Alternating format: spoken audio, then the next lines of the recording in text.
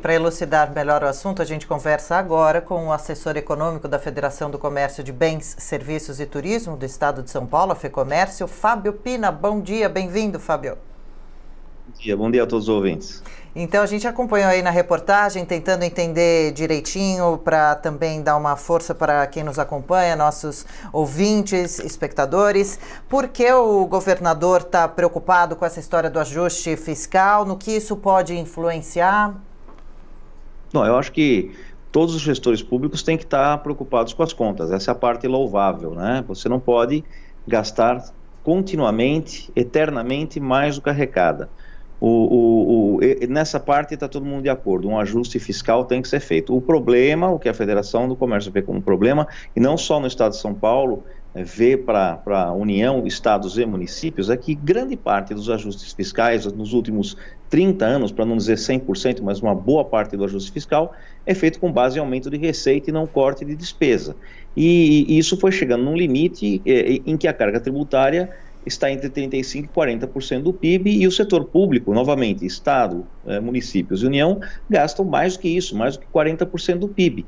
Você tem uma carga tributária monstruosa e ainda assim o país gera déficit. Não me parece razoável que a gente vai conseguir por mais alguns anos, fazer esse ajuste com maior elevação da carga tributária. E no final das contas, esse ajuste aí de mais ou menos 10 bilhões para o ano que vem, 90% feito com base em aumento de tributos, principalmente o ICMS, e algo como 500 milhões a 1 bilhão em rearranjo de despesas. Isso vale para todos os níveis dos entes federativos. O ajuste tem que começar a ser feito daqui para frente com base numa reforma administrativa. Até por isso a Federação do Comércio, em nível federal, se posicionou favorável primeiro a uma reforma administrativa para depois uma reforma tributária. Por quê? Eu tenho que saber qual é o tamanho do Estado, qual é o tipo de Estado que eu tenho, para depois ver quais são as fontes de financiamento. Eu permitir que eu financie gastos maiores vai fazer com que o ajuste pelo lado administrativo, pelo lado das despesas, seja menor. Se você não colocar a pressão, é óbvio que quem não sente a pressão vai caminhar pela trilha mais fácil. Acaba cedendo também, né? E eu perguntava a princípio sobre essa importância, excepcionalmente esse ano, dessa discussão sobre o ajuste fiscal, porque o governo diz que ele pretende conter um rombo aí de mais de 10 bilhões de reais no orçamento agora de 2021, e a gente viveu a pandemia, influenciou também nesses números todos, nessa situação que a gente tem que resolver agora?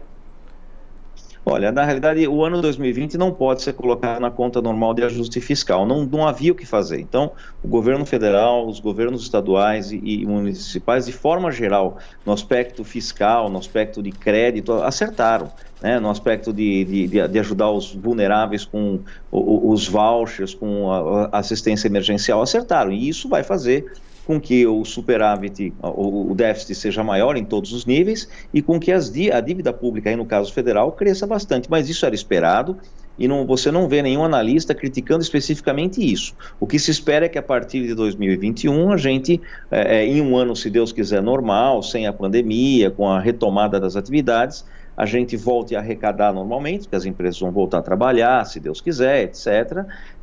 Mas, ao mesmo tempo, prevaleça a ideia de que o equilíbrio fiscal é absolutamente necessário. A gente também sabe que não vai dar para ser feito isso de forma imediata, e um período de transição terá que ser concebido. E certamente a sociedade vai aceitar isso, os analistas, os bancos, o mercado vai aceitar muito bem isso, se perceber que há um rumo. E esse rumo tem que ser a redução, isso não por causa da pandemia em si, o rumo tem que ser a redução do tamanho do Estado. Me parece que um Estado que gasta 40% do PIB, e aí como eu falei, eu não quero confundir Estado, nação, né, a União com o Estado de São Paulo. O Estado, em geral, o poder público, não pode gastar 40% do PIB, porque ele cobra dos outros 60% toda a estrutura para poder, todo o recurso para poder funcionar. Então, o país que tinha, antes do Plano Real, uma carga tributária de 20, 23, 22% do PIB, e hoje está com 35, 36%, aumentou os seus gastos também de 22, 23 para 40% do PIB.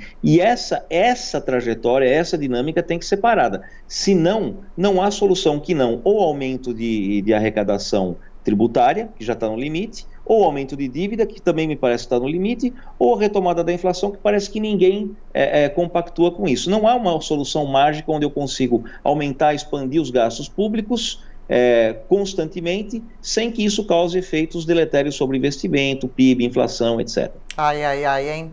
Um mato sem cachorro, aquele cobertor curto, cobre aqui, descobre ali, alguém vai sofrer, ou todos nós, né? O Fábio falou pra gente agora há pouco sobre essa possibilidade de aumento de impostos, que ninguém quer ouvir falar sobre isso, o contribuinte que já está realmente no laço, sofrendo, o país totalmente em crise para pagar os impostos atuais, e também tem aí envolvidas as demissões de 5.600 servidores aproximadamente. Já vamos falar sobre isso. Antes, viu, Fábio, queria te convidar a acompanhar uma pergunta do meu colega aqui, o Marcelo Matos, para você. Marcelo, bom dia.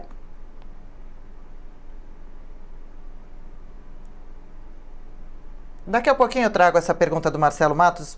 Você quer comentar, Fábio, então, antes de eu partir para a próxima pergunta, essa situação do aumento de impostos? Quais impostos seriam esses? Já tá definido? E já estão definidos? E essas demissões dos servidores, hein?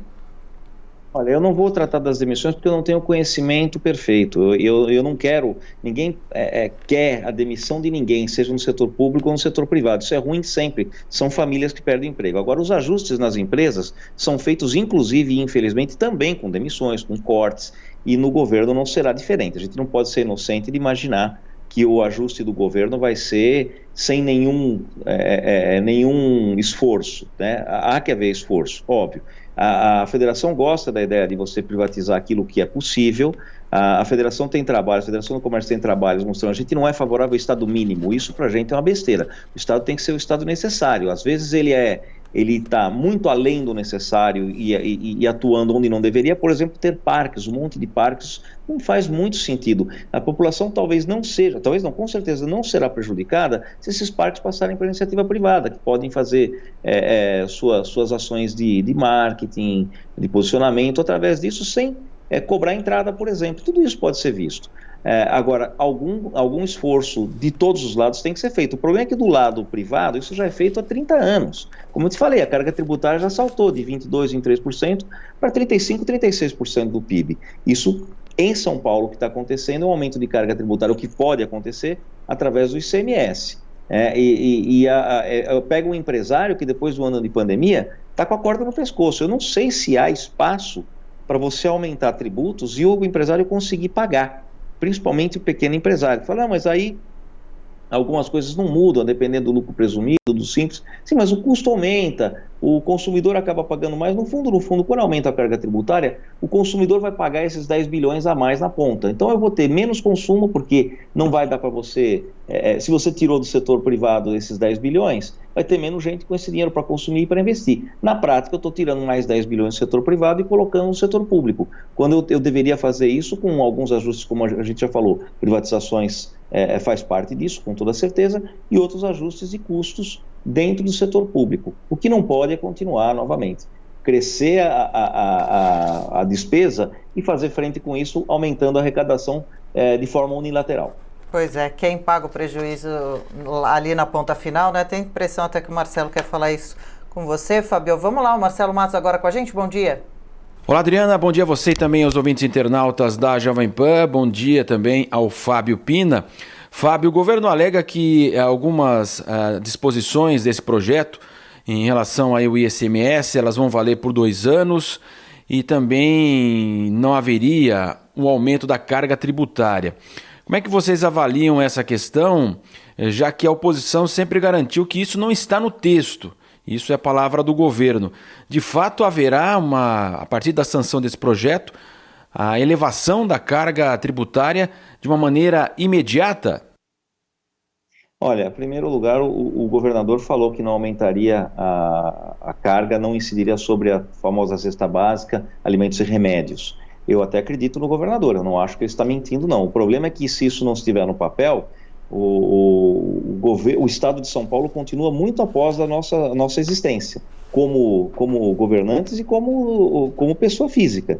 A gente morre antes do Estado acabar, com toda certeza. Então, como é que eu vou garantir que no futuro um próximo governador não avance sobre, por exemplo, a cesta básica? Segundo, eu não sei como pode ser feito um ajuste fiscal de 10 bilhões, que vai tirar 10 bilhões do setor, quase 10 bilhões do setor privado, transferindo para o setor público, através de impostos, sem que isso seja um aumento da carga tributária. Isso é um aspecto muito complicado, mas eu gosto de olhar a carga tributária sempre a posteriori. Quanto que se arrecadou? Então fala, não, mas não aumentamos nenhuma alíquota, não mexemos aqui. São truques, entre aspas, fiscais, estatísticos e matemáticos para mostrar, olha, eu não aumentei a carga tributária. Mas, por exemplo, eu aumento a base. Hoje eu tenho uma base reduzida para calcular o ICMS em alguns setores, para alguns produtos, e eu acabo com essa redução de base. Então a alíquota, por exemplo, ficou a mesma. Se eu falar para a população que a alíquota não aumentou, é verdade, mas se eu falar que a carga tributária cobrada efetiva não aumentou, isso não é verdade. Então eu não vejo como fazer um ajuste de 10 bilhões, sendo que eu vou cortar de 500 milhões a 1 bilhão de custos, da onde virão os outros 8, 9 bilhões de ajuste? Tem que vir do aumento de arrecadação. E esse aumento de arrecadação é, na prática, um aumento de carga tributária sobre quem paga. Sim. Fábio, você falava agora há pouco também sobre a possibilidade de privatizar parques, talvez algumas outras empresas, e justamente até a gente ouviu na reportagem, né, o texto inicial do ajuste fiscal falava sobre a possibilidade de até extinguir 4 empresas públicas, se não me engano, de saúde, foi dito por lá. Por que você acha que a Assembleia acabou retirando essa autorização do texto? Eu não acompanhei de perto especificamente esse, e eu não tenho as informações necessárias para fazer um julgamento honesto. Mas eu confio, eu acho que a equipe do governo, a equipe técnica do governo, ela é bastante razoável. Eu não imagino que o governo queira destruir a administração pública. Eu não vejo dessa forma. É sempre difícil fazer isso. Agora, eu precisaria ter mais informações para avaliar, porque a Assembleia também pode olhar projetos, e a Assembleia é constituída para isso, para melhorar os projetos, para fazer parte, para fazer com que o governo dialogue com a sociedade. A Assembleia está lá para isso. Então eu não quero pré-julgar se isso foi bom ou ruim dentro do projeto. Eu acredito que, de forma geral, o legislativo no Brasil, apesar de ele ser bastante atacado, ele tem melhorado projetos, né? E a ideia de ter um legislativo e de discutir projetos de origem, de iniciativa do executivo, terem que ser discutidos no legislativo, é exatamente colocar em tese o povo nessa discussão. Ok. Mais uma pergunta, Marcelo? Fábio, isso colocado, então, significa que o consumidor vai pagar a mais e isso será repassado, infelizmente, mais uma vez, para o consumidor que paga muitos impostos no país e vai arcar também com essa nova carga agora aqui em São Paulo. Da forma em que está colocada a legislação, você tem a possibilidade de aumentar a carga tributária. Isso é evidente. Não está limitado, não está garantido aonde que está traçada essa linha. O governador já falou que ele pode aumentar em até 20% aquelas alíquotas que ele considera que são isenções ou benefícios fiscais. Então a alíquota de 7 poderia passar para 8,4 em alguns produtos e a de 12 para 14,4 em outros produtos. Agora, também não está dito se é 20%, se é 30%, se é 0%. Eu só vou saber se isso aumenta a carga tributária ano que vem. Agora, como o governo quer fazer um ajuste de 10 bilhões, cortou um pouco menos de 1 bilhão dos gastos, os outros 9 bilhões, para mim, por definição, tem que vir do aumento de arrecadação. Em aumentando a arrecadação, na prática, nós vamos ter um aumento da carga tributária. Ok, tá certo. E o texto pretendia também, Fábio, mexer no orçamento das universidades paulistas. Sobre esse assunto você tem mais informações? E agora, encerrando para a gente também, o governo pretende economizar cerca de 7 bilhões de reais com o pacote. Ele, afinal de contas, foi aprovado pela Alesp e agora segue como? Agora segue para a sanção do governador e pode ser feito novas gestões, seja do poder público, seja da sociedade, aonde a sociedade acha, principalmente a sociedade, claro, onde acha que o governador deve fazer ou vetar ou algumas ou sancionar. Na realidade, agora só tem o veto ou a sanção possível.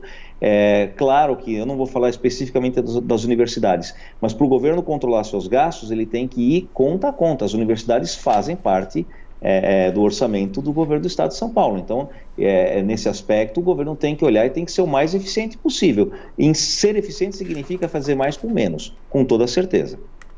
Tá Tá bom, deixa eu agradecer aqui a presença do Fábio Pina, ele que é assessor econômico da Federação do Comércio de Bens, Serviços e Turismo do Estado de São Paulo, conversou com a gente aí sobre a decisão da Alesp, a aprovação do ajuste fiscal proposto pelo governador João Dória. Obrigada, viu, Fábio, pelos esclarecimentos todos aqui, volte outras vezes, bom trabalho, boa quinta-feira para você. Estou à disposição, eu que agradeço o espaço. Imagina, à disposição também, um abraço.